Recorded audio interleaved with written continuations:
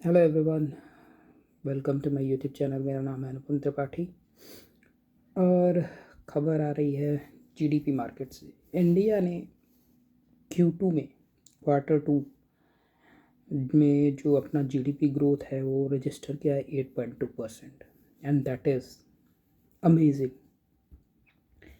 क्योंकि इसके पहले Q1 में हमने रजिस्टर किया था, दैट वाज 7.6 और 8%। उसके बाद Q2 में हमने रजिस्टर किया 8.2%। ये इतना इसकी इतनी ज़्यादा चर्चा क्यों है कि भारत ने Q2 में 8.2% का जीडीपी ग्रोथ शो किया है। And that is massive, that is amazing. इसके कई सारे रीज़न हैं। पहले तो समझते हैं कि Q1, Q2, Q3 और Q4 होता क्या है। हमारे यहाँ फाइनेंशियल ईयर गिना जाता है या May, June, July, that is Q1, then August, September, April, May, June is Q1, July, August, September is Q2, October, November, December is Q3 and then January, February and March is Q4। ऐसा हम गिनते हैं। तो as compare to last year के Q2 में हमारा जो GDP growth rate था वो लो था, that was around 5.4%। Usually Q2 में जो है किसी भी कंट्री का ग्रोथ रेट Q1 में ज़्यादा रहता है, Q2 में थोड़ा कम हो जाता है, Q3 में और कम हो जाता है और Q4 में तो फिर बहुत कम हो जाता है। ऐसा हर जगह देखा जाता है। अब ये इतना डिस्कसिंग टॉपिक इसलिए है क्योंकि हमारा जो Q2 स्टार्ट होता है, क्वार्टर टू स्टार्ट होता है जुलाई, अगस्त, सितंबर। और in the beginning of July, अगर सबको याद हो, डोनाल्ड ट्रंप ने इंडिया पे लगाया था 50% टैरिफ।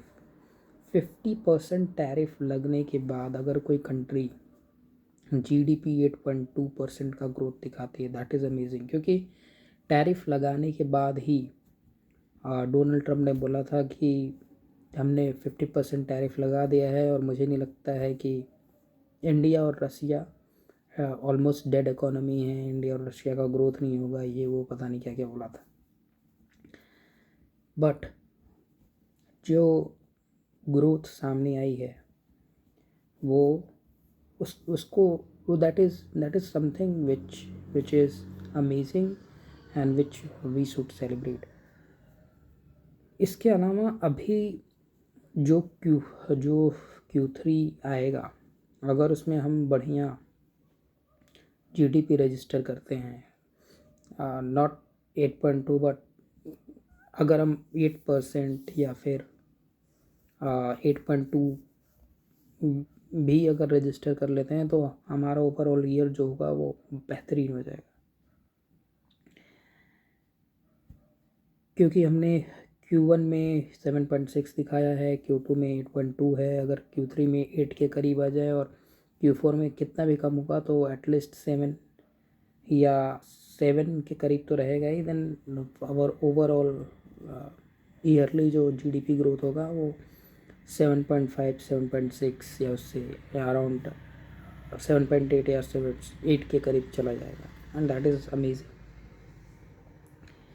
अब अगला जो आ रहा है क्वार्टर, उसमें जीडीपी ग्रोथ जो है वो अच्छा इसलिए हो सकता है क्योंकि अभी हमने जीएसटी कट्स किए हैं और जीएसटी कट्स की वजह से GDP growth definitely, GST cuts की वजह से दाम कम हुए, लोगों ने ज़्यादा इन्वेस्ट किया है कई सारी चीज़ों में। जीएसटी कट की वजह से जैसे लोगों का परचेजिंग पावर बढ़ा है, मेनली इलेक्ट्रॉनिक्स, व्हीकल्स। और इसी टाइम पे जो Q3 आता है हमारे पास, अक्टूबर, नवंबर, दिसंबर, और ये जो टाइम होता है वही टाइम होता है त्योहारों का भी। इंडिया में फेस्टिव सीज़न इसी टाइम पे आता है और फेस्टिव सीज़न में हम लोग काफ़ी काफ़ी परचेज़ करते हैं। तो इसकी वजह से भी जो आने वाला क्वार्टर है वो अच्छा हो सकता है एंड होप कि अच्छा जाए। अब इससे होगा क्या? इससे क्या होगा कि आने वाले टाइम में, जैसे कि अभी ट्रेड नेगोशिएशन चल रहा है इंडिया का यूएस के साथ, तो इस अगर हम हमारा जो जीडीपी ग्रोथ अच्छा रहता है then we can tell United States कि भाई देखो, तुम बोल रहे थे कि हमारी डेड डेड इकोनॉमी है, हमारे यहाँ ग्रोथ नहीं है, ये नहीं है, वो नहीं है, पर हमारी कंट्री जो है वो बहुत ही 50% टैरिफ के बाद भी 8.2% का ग्रोथ दिखाती है। मतलब कि you are losing the opportunity, we are not.